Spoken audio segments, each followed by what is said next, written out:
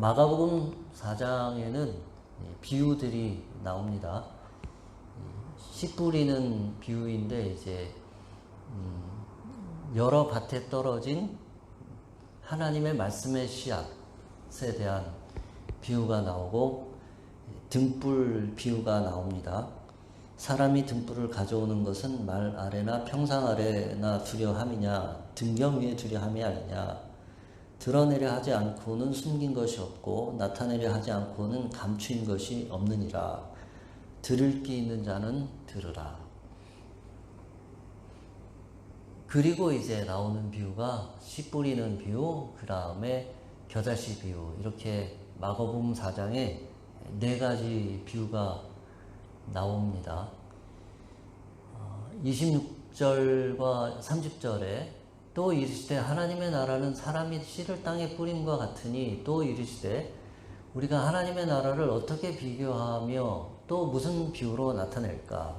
이 말씀은 이 비유들이 예수님께서 하나님의 나라를 설명하려고 사용하신 비유라는 것을 우리에게 말씀해 주고 있습니다. 예수님이 신경 써서 고민해서 아이디어를 내서 이런 비유로 알려주고 가르쳐주면 사람들이 제자들이 하나님의 나라에 대해서 잘 이해할 수 있겠구나, 잘 알아들을 수 있겠구나, 그런 생각을 하신 것입니다. 첫 번째 비유, 오늘 본문에 나온 씨 뿌리는 비유부터 한번 보시면 이 씨 뿌리는 비유, 이 본문 말씀에서 조금 특별하다, 아니면 요거는 조금 생각해 볼 만한 부분이다. 예수님이 이 비유를 통해서 무슨 이야기를 하려고 하셨던 것일까? 라고 생각되는 부분을 한번 찾아보시면 좋겠습니다. 또 가라사대 하나님의 나라는 사람이 씨를 땅에 뿌림과 같으니, 분명히 이 비유는 하나님의 나라를 알려주시려는 비유입니다.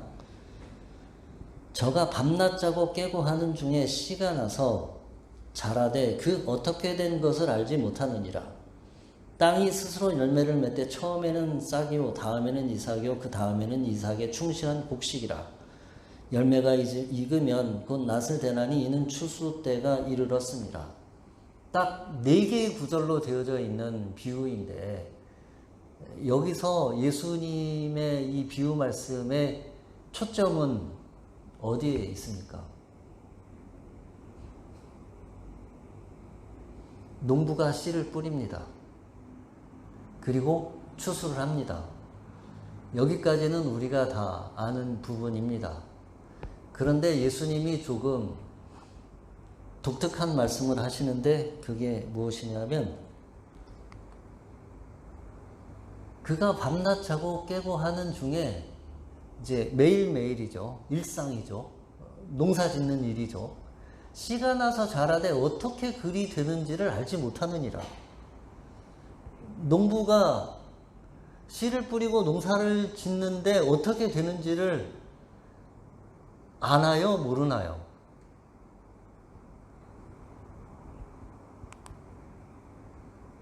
땅이 스스로 열매를 맺되 처음에는 싹이요 다음에는 이삭이요 그 다음에는 이삭에 충실한 곡식이니라. 농부가 농사를 짓는데 씨를 뿌리는데 어떻게 자라고 어떻게 열매를 맺고 어떻게 크게 곡식이 되는지를 압니까? 모릅니까? yes and no죠. 안다고도 할 수 있고 모른다고도 할 수 있습니다. 분명히 어떻게 싹이 나고 잎이 나고 자라고 열매가 맺고 하는 거를 보지요. 그렇지만 그것이 농부가 할 수 있는 일입니까? 농부가 할 수 없는 일이죠. 농부는 다만 주어진 농사법에 따라서 할 뿐이죠. 그것이 광합성을 하고 그 생물 작용을 하고 생화학 작용을 하고 해서 곡식이 되고 하는 그 모든 과정을 농부는 모르죠. 그 농사법에 따라서 할 뿐이죠. 그것을 28절은 이렇게 말씀합니다. 땅이 스스로 열매를 맺되 처음에는 싹이요 다음에는 이삭이요 그 다음에는 이삭에 충실한 곡식이라.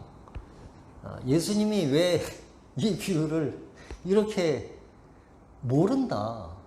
농부가 그 자세한 내막을 모른다. 이렇게 말씀을 하셨을까요?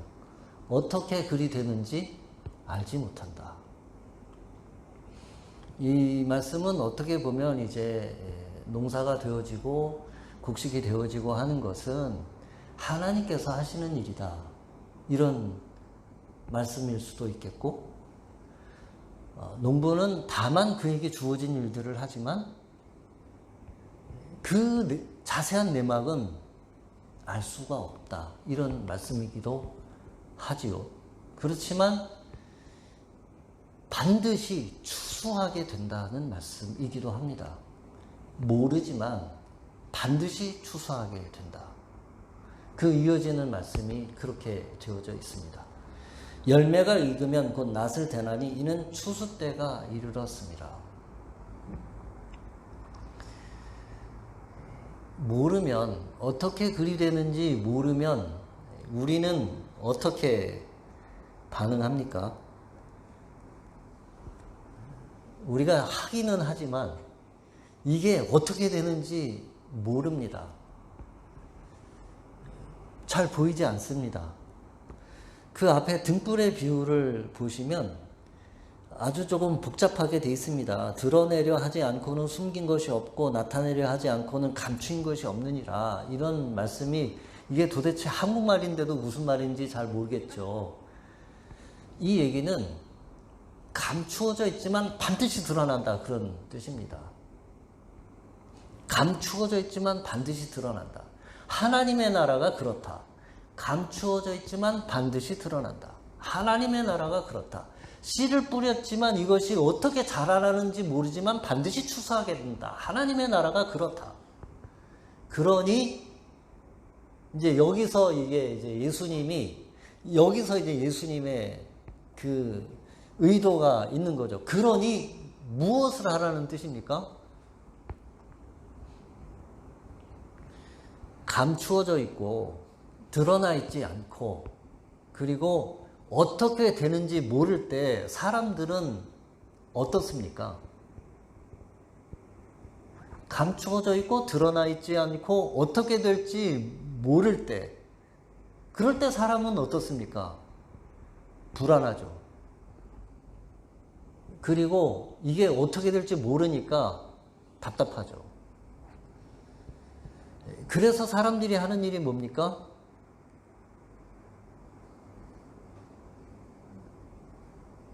담보를 받죠. 담보. 아니면 보증을 세우죠.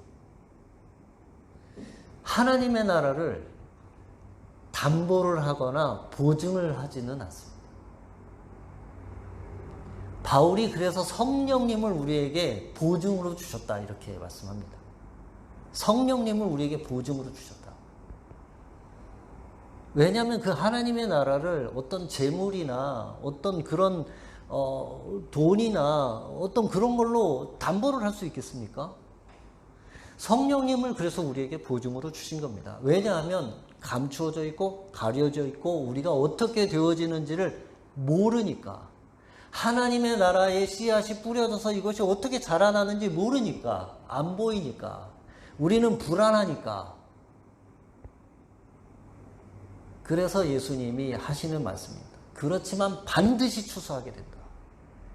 반드시 추수하게 된다. 그러니 나를 믿어라. 나를 신뢰하지 마라. 신뢰해라. 흔들리지 마라. 의심하지 마라. 이게 될까? 걱정하지 마라. 염려하지 마라. 그런 뜻이 이 비유에 담겨져 있습니다. 두 번째, 겨자씨 비유죠. 겨자씨 비유에서 이제 가장 헷갈리는 부분이 이 겨자가 이게 식물, 이 겨자 식물이 나무입니까? 아니면 줄기 식물입니까? 아니면 뭡니까? 채소입니까? 야채입니까?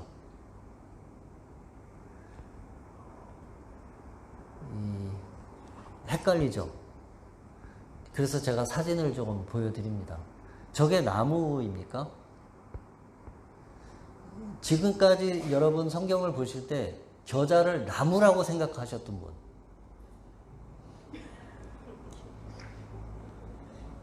맞습니다. 틀리지 않아요. 왜냐하면 마태복음과 누가복음은 나무같이 커진다 이렇게 기록을 해놨습니다. 마태복음에 보면 아랫부분이죠. 13장 32절 보면 이는 모든 씨보다 작은 것이로되 자란 후에는 풀보다 커서 나무가 되어 이렇게 되어져 있습니다. 누가복음도 이렇게 기록되어 있습니다. 마가복음은 다르게 기록되어 있습니다. 마가복음은 위에 부분이죠. 4장 32절 심긴 후에는 자라서 모든 꽃보다 커지며 큰 가지를 내나니 공중의 새들이 그 그늘에 깃들일 만큼 되느니라. 여기는 풀보다 이렇게 되어져 있습니다. 그러면 이게 겨자가 풀입니까? 나무입니까? 왜 마가는 이걸 풀이라고 하고 마태와 누가는 이걸 나무라고 이렇게 했습니까? 제가 헬라어로 찾아봤습니다. 그래서 그 풀이라고 쓰여져 있는 헬라어는 락사논이라고 되어 있는데 저 락사논을 그대로 카피 페이스트 해가지고 구글 검색을 해봤더니 저런 그림이 나왔습니다. 풀이죠. 가든허, 가든 플랜트, 베지터블 이렇게 나왔어요. 마태복음에 가서 그 헬라어 단어를 찾아보니까 덴드론이라는 단어인데 이건 분명히 나무라는 뜻입니다. 나무, 덴드론을 검색하면 큰 나무들이 나옵니다. 그림 검색을 하면. 왜 이렇게 됐을까요? 찾아봤습니다. 궁금하면 못 견디잖아요. 그랬더니 유대인 학자들, 신앙이 있는 예수님을 믿는 유대인 학자들, 저명한 학자들이 쓴 그 해설서에 보면 생물학적으로 테크니컬 텀으로 저것이 이 락사논이 맞다. 그리고 마태복음과 누가복음도 그 앞에는 자란 후에는 풀보다 커서 여기까지는 마가와 동일합니다. 그 뒤에 하나가 더 붙어 있습니다. 나무가 돼요. 이것은 강조하기 위하여 사용한 그런 화법의 일종으로 보는 것이 맞다. 이렇게 되어져 있습니다. 나무라고 생각한 여러분 잘못이 아닙니다. 저도 그렇게 생각을 했었습니다. 그래서 궁금했죠. 이 겨자의 모습은 이것이 맞습니다. 이 두 비유에서 비교되는 것들을 보면 씨앗과 열매, 씨 뿌리는 것과 추수하는 것, 겨자씨와 큰 가지, 그리고 현재와 미래, 감춰진 것과 드러난 것, 이런 것들이 서로 비교되고 있습니다. 예수님이 이런 비유를 통해서 하나님의 나라를 우리에게 알려주시거나 보여주시려고 하는 그것은 무엇입니까? 씨앗은 작은 것입니다. 그리고 씨앗 뿌리는 비유를 통해서 우리는 그것이 어떻게 성장하는지를 잘 모릅니다. 하나님 나라의 성장은 하나님의 주권에 속한 것입니다. 우리의 컨트롤 하에 있지 않습니다. 시작은 작고 연약합니다. 그리고 현재는 감추어져 있습니다. 그러나 미래에는 반드시 드러나게 되어져 있습니다. 반드시 추수를 하게 되어져 있습니다. 하나님의 나라는 크고 강력하고 미래이고 드러나게 되어져 있습니다. 농부는 씨앗을 뿌리지만 어떻게 자라는지 모릅니다. 그러나 추수에 반드시 참여하게 되어져 있습니다. 이게 하나님의 나라를 우리에게 가르쳐 주시는 말씀입니다. 하나님의 나라는 작고 드러나 있지 않고 현재이고 연약하고 그리고 그 과정을 우리가 잘 모릅니다. 그럴 때 우리는 의심하게 됩니다. 아, 이게 될까? 이게 되겠나? 그런 생각을 하게 됩니다. 현재에는 안 보이기 때문에, 그 추수의 시기가 안 보이기 때문에 그렇습니다. 겨자씨 비유를 통해서 보자면 이거 너무 작아. 너무 작아. 힘이 약해. 내가 가진 게 너무 없어. 이거 가지고는 되기가 어려워. 나에게 지금 이런 문제가 있어서 어려울 것 같아. 이거 말고 다른 게 더 있어야 돼. 다른 사람이 더 있어야 돼. 다른 지원이 더 있어야 돼. 뭔가 나에게는 없지만 다른 사람에게 있는 것, 그것이 있어야 나도 그 사람처럼 할 수 있을 것 같아. 그런 생각이 듭니다. 이 비유를 통해서 예수님이 우리에게 주시는 말씀은 아니라는 것입니다. 약속을 믿으라는 말씀입니다. 추수는 반드시 온다고 하시는 말씀입니다. 지금은 감춰져 있지만 드러나는 때가 온다는 말씀입니다. 이 비유의 말씀이 약속이기도 하고 우리에게 주어진 리스크이기도 합니다. 위험이기도 합니다. 왜냐하면 보여지고 드러나고 처음부터 크고 강력하고 뭔가 될 것 같고 하면 사람들이 거기 다 들러붙습니다. 왜? 될 것 같으니까. 될 것 같으니까. 좋아 보이니까. 가능성이 높아 보이니까. 사람들이 다 달려가고 다 들려붙습니다. 왜 사람들이 하나님을 믿지 않습니까? 감춰져 있으니까. 드러나 있지 않으니까. 하나님의 나라가 작으니까. 겨자씨같이 작으니까. 아예 처음부터 크고 화려하고 큰 힘으로 큰 세력으로 다가오고 하면 안 믿을 사람이 없습니다. 다 달려붙죠. 그렇지 않습니다. 작고 심지어 연약하기까지 합니다. 휙 불면 날아가기도 하고 돌짝밭에 쓱 당기면 힘이 붙이고 될 것 같지 않습니다. 더군다나 우리는 모릅니다. 그 과정을 모릅니다. 이 믿음의 씨앗이든 하나님의 나라의 씨앗이든 이것이 심겨졌는데 이것이 어떻게 싹이 피고 열매가 이삭이 듣고 그 열매가 거기 차오르니 우리 모릅니다. 우리의 컨트롤 바깥에 있습니다. 그러니 어느 누가 섣불리 여기에 발을 담그고 뛰어들겠습니까? 예수님의 말씀은 뛰어들라는 말씀입니다. 이 하나님의 나라를 받으라는 말씀입니다. 지금 당장은 연약해 보이고 약해 보이고 가려져 있지만 반드시 된다. 내가 그렇게 하겠다. 내가 그 보증으로 성령님을 너에게 주어지지 않았느냐 하시는 말씀입니다. 이 말씀은 또 다르게 보면 작은 것에 충성하라 그런 말씀이기도 합니다. 지금 나에게 없는 것 가지고 한탄하지 말라는 말씀입니다. 지금 없는 거 가지고 자꾸 그 얘기를 되뇌이지 말라는 말씀입니다. 그 말씀은 내게 지금 주어진 것 가지고 다 최선을 다해서 하라는 말씀입니다. 내가 할 수 있는 만큼 하면 된다는 그 말씀입니다. 내가 할 수 있는 만큼 하면 그것이 하나님에게 받은 바 되어지고 하나님은 그것을 재료로 삼아서 지금은 겨자씨 같지만 나중에는 새들이 깃들 만큼 큰 열매로 추수로 우리에게 이끌어 주신다고 하시는 말씀입니다.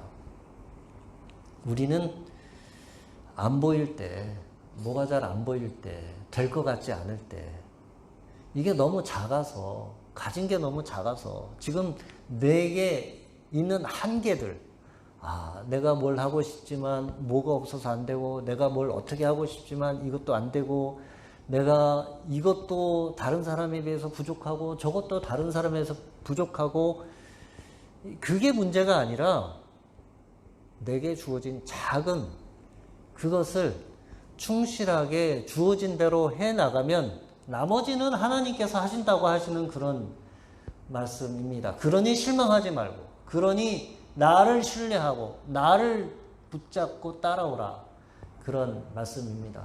이것은 예수님 시대나 지금 시대나 똑같은 것입니다. 예수님이 살아생전에 제자들을 가르칠 때도 제자들 똑같은 반응을 보였고, 지금도 우리가 믿는 그 예수님이 우리와의 관계에서 똑같은 동일한 말씀으로, 동일한 심정으로, 동일한 마음으로 우리에게 해주시는 말씀입니다. 비단 하나님의 나라뿐만 아니라 여러분의 인생과 여러분의 삶과 또 여러분의 생활에서 이건 지금 너무 작아, 현재는 잘 안 보여, 미래가 잘 안 보여, 너무 취약해, 연약해, 내가 너무 부족해, 그걸 보지 말라고 하시는 말씀입니다. 그걸 이미 다 주어지고 이미 큰 걸로 보여지고 이미 개런티가 되어져 있고 이미 다 그러면 누구나 다 그걸 따라갈 수 있을 것입니다. 그러나 그렇지 않기 때문에 예수님이 우리에게 격려의 말씀을 주시고 있는 것입니다. 그리고 우리에게 힘을 주시는 말씀입니다. 작은 것, 내가 현재 가지고 있는 것, 그것만을 보지 말라고 하시는 말씀입니다. 반드시 된다고 하시는 말씀입니다. 이게 어떻게 자라는지, 하나님이 어떻게 그 일을 하실 것인지 우리는 모릅니다. 그렇지만 반드시 추수에 참여하게 되어져 있습니다. 작지만 하나님께서 크게 키우실 것입니다. 내가 키울 수 있는 것이 아니라 하나님이 키우시는 것입니다. 우리는 그 과정을 모릅니다. 다만 하나님을 믿고 신뢰하고 따라가는 것입니다. 우리는 하나님의 나라를 받게 될 것입니다. 하나님의 나라의 추수에 참여하게 될 것입니다. 하나님의 나라의 영광을 보게 될 것입니다. 기도하겠습니다.